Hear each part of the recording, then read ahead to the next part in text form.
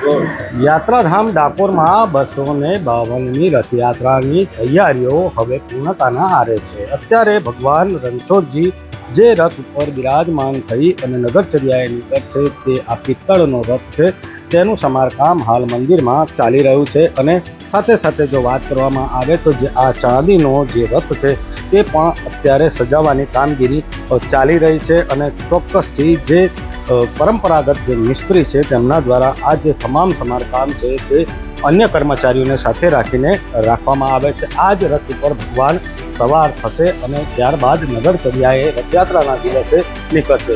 મહત્વપૂર્ણ બાબત છે કે અમદાવાદની જે જગન્નાથની યાત્રા નીકળે છે તેનાથી પણ આ જૂની એટલે કે તેનાથી પણ પૌરાણિક આ રથયાત્રા યાત્રાધામ ડાકોરમાં નીકળે છે। 252મી રથયાત્રાને લઈ યાત્રાધામ ડાકોરના મંદિર પ્રશાસન દ્વારા તમામ તૈયારીઓ પૂર્ણતાના આરે લાવવામાં આવશે। સંદીપ રાજપૂત સાથે વીટીવી ન્યૂઝ ડાકોર।